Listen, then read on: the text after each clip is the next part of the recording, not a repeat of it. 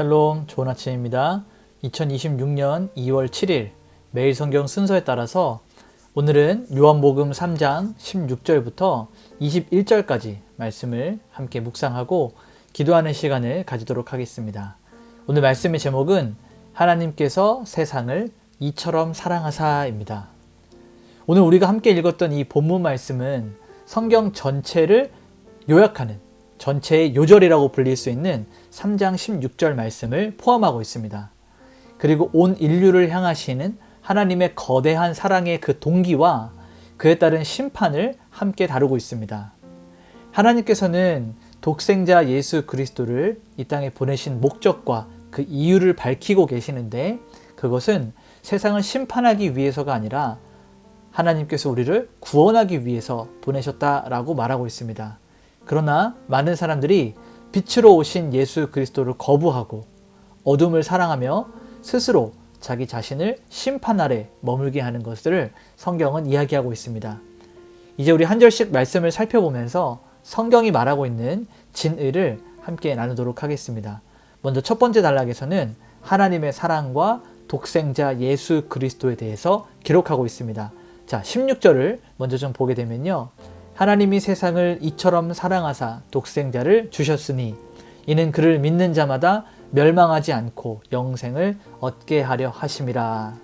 자, 이 말씀은 우리 함께 묵상을 하고 있는 우리 모두가 암송하고 외워야 되는 그런 성경 구절입니다. 어디에서나 누구를 만나든 이 성경 구절을 암송하고 또 나눌 수 있는 그런 말씀, 힘 있는 말씀이 되기를 소망합니다. 자, 이 말씀을 좀 살펴보면 이 복음에 대한 아주 핵심적인 내용이 담겨 있습니다. 왜냐하면 복음의 시작 자체가 우리의 열심과 우리의 노력과 우리의 정성이 아니라 우리를 향하신 하나님의 사랑으로부터 시작이 된다는 것입니다. 박윤선 목사님은 여기서 말하는 이 사랑, 이처럼이라고 하는 이 단어 안에 하나님이 우리를 사랑하시는 모든 것이 담겨 있다라고 강조합니다. 왜냐하면 자기 아들, 독생자를 죽기까지 내어주는 우리 인간의 지식과 우리의 이해로는 다 받아들일 수 없는, 측량할 수 없는 사랑이 담겨 있기 때문에 하나님께서 세상을 이처럼 사랑하사라고 하는 이 이처럼에 모든 것이 담겨 있다라고 말하고 있는 것입니다. 또 믿는 자마다, 이는 그를 믿는 자마다라고 하는 이 표현은 구원이 어떤 자격이나 신분이나 조건이 아니라 오직 예수 그리스도를 믿는 그 의지하는 믿음, 이 한 가지만을 가지고 우리가 구원을 얻기 때문에 우리 개혁주의 신학에서 말하고 있는 이신층의 믿음으로 의롭게 됨을 얻는다라고 하는 이 진리를 확실하게 보여주고 있는 것이죠. 저명한 신학학자였던 D.A. 카스는 여기서 세상이 하나님께서 세상을 이처럼 사랑하사에서 말하는 이 세상은 단순히 인류 전체를 뜻하는 그것뿐만 아니라 그러니까 하나님을 사랑하는 사람들 뿐만 아니라 하나님을 대적하고 반역하는 악한 이러한 사람들이 많음에도 불구하고 하나님이 그들을 긍휼히 여기시고 불쌍히 여기시고 안타까이 여기시고 계시다라고 하는 이렇게 해설을 하면서 하나님의 놀라운 은혜를 보여주고 있습니다. 자, 우리가 17절과 18절을 넘어가게 되면요. 두 번째 단락을 볼 수 있는데 여기에는 심판이 아니라 구원에 대한 부분을 볼 수 있습니다. 자, 17절을 보면 하나님이 그 아들을 세상에 보내신 것은 세상을 심판하려 하심이 아니요 그로 말미암아 세상이 구원을 받게 하려 하심이라 라고 말하고 있습니다. 자, 예수 그리스도께서 처음에 이 땅에 오신 것은 우리를 정죄하고 우리를 멸망시키고 우리를 괴롭게 하기 위해서 오신 것이 아니라 우리를 회복하게 하시고 우리를 건져내시는 구원자로 오셨다는 것입니다.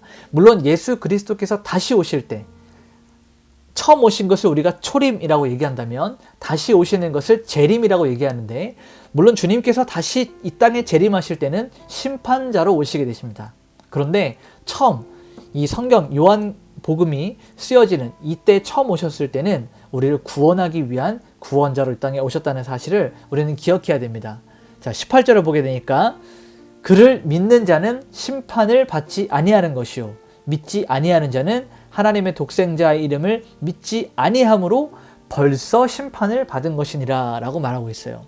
자, 그러니까 우리가 심판을 받는다, 심판을 당한다라고 하는 이것은 미래의 어떤 사건, 일어나는 사건뿐만 아니라 오늘 현실적으로, 현재적으로 일어나는 실제 사건이라는 것입니다. 그리스도를 거부하는 것 자체가 이미 생명으로부터 단절된 이 심판의 상태에 머물렀다라고 말하는 것입니다.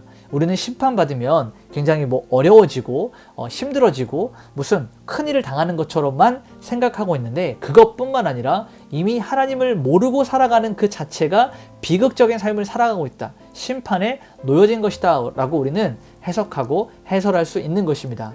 그래서 위대한 종교개혁자 존 칼빈은 하나님이 불신자들을 멸망시키려 하는 것이 아니라 불신자들이 스스로 하나님의 은혜를 발로 걷어참으로써 멸망의 길을 자초하고 있다라고 설명하고 있습니다.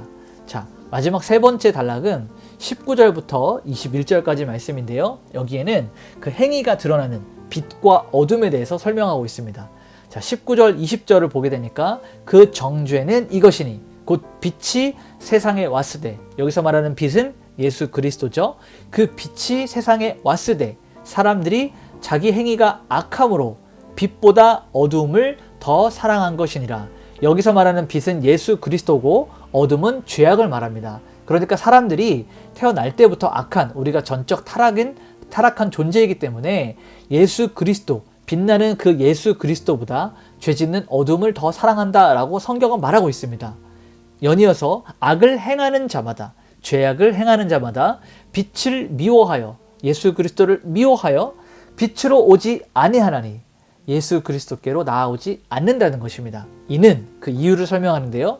그 행위가 드러날까 함이요. 그러니까 사람이 예수 그리스도께로 나아가지 못함은 더럽고 추악하고 죄에 절여져 있는 아주 타락한 죄인이기 때문에 우리가 그리스도께로 나아갈 때 우리 안에 숨기워진 모든 죄악들이 다 폭로가 되고 다 정결한 그 빛 앞에 우리의 부끄러운 것들이 낱낱이 드러나기 때문에 이것을 거부하고 있다라고 성경은 말하고 있는 거예요. 사실 우리가 여러 가지 지적인 이러한 이해와 상식으로 인해서 종교를 거부하고 예수 그리스도를 거부하는 것 같지만 그 이면적인 본질적인 모습은 죄를 사랑하는 마음이 있기 때문입니다. 또 우리의 부끄러운 죄로 인해서 우리가 타락하고 부끄러운 이런 모습들이 드러나는 것에 대해 이 두려움이 있기 때문에 우리가 이것들을 거부하고 있다라고 말하는 것이죠. 왜냐하면 빛은 어둠을 드러내기 때문입니다. 자, 마지막 21절을 보게 되면 진리를 따르는 자는 빛으로 오나니. 자, 우리가 예수 그리스도를 따르면 그 믿음을 가지고 그리스도께로 나아올 수밖에 없는 것이죠. 왜냐하면 그 행위가 하나님 안에서 한 것임을 나타내려 함이니라 하시니라. 자, 거듭난 성도는 자기가 얼마나 믿음이 좋은지, 자기가 얼마나 훌륭한 신자인지 자랑하기 위해서 빛 가운데로 나오지 않습니다. 오히려 자신의 행위가 전적으로 하나님 안에서, 다시 말하면 하나님의 은혜로 말미암아 이루어진 것이다 라고 이것을 인정하기 위해서 빛으로 나아가는 겁니다. 그러니까 내가 훌륭해서가 아니라 나를 부르시고 나를 인도하시고 나를 깨끗게 하시는 하나님의 그 은혜로 인하여 빛 가운데로 나아가게 된다는 것이죠. 그래서 매튜 헨리는 참된 신자는 자신의 성취가 하나님의 은혜임을 고백하기 위해서 기꺼이 자신을 빛 앞에 노출시킨다라고 이야기하고 있어요. 여러분, 우리가 빛이 우리에게 비출 때 우리의 부끄럽고 타락한 것들이 드러나는 것은 당연한 것입니다. 이것이 아프고 힘들고 어렵고 참 창피하고 부끄러운 일이지만 이 과정들을 우리는 반드시 직면해야 됩니다. 우리의 더럽고 추악한 죄악은 예수 그리스도의 밝은 빛, 말씀의 빛, 성령의 빛으로 조명하여서 이 문제들을 해결받아야 하는 것이기 때문입니다. 오늘 말씀을 정리하면서 우리가 원포인트로 이렇게 이야기할 수 있을 것 같습니다. 하나님은 우리를 멸망시키기 위해서가 아니라 우리를 구원하시기 위해서 독생자 예수 그리스도를 보내셨고 그렇게 우리를 사랑하셨다라는 것입니다. 우리가 빛 가운데로 나아간다라고 하는 것은 우리의 도덕적인 우월함을 증명하는 게 아니라 하나님의 은혜가 내 안에서 행하고 있다. 하나님의 은혜로 나는 여기까지 왔다라고 고백하는 것을 잊지 않고 오늘 우리 한번 더 깊이 있게 묵상했으면 좋겠습니다. 우리 이렇게 한번 적용합시다. 오늘 내가 하나님을 섬기고 하나님을 사랑하고 이웃을 사랑하는 그 동기가 무엇인지를 먼저 한번 살펴보는 것입니다. 나를 먼저 사랑하셨던 요한복음 3장 16절에 그 압도적인 하나님의 사랑, 하나님의 그 메시지를 매일매일 묵상하면서 내 모든 삶의 행위에 근원이 되도록 하나님의 사랑을 기억하고 살아갑시다.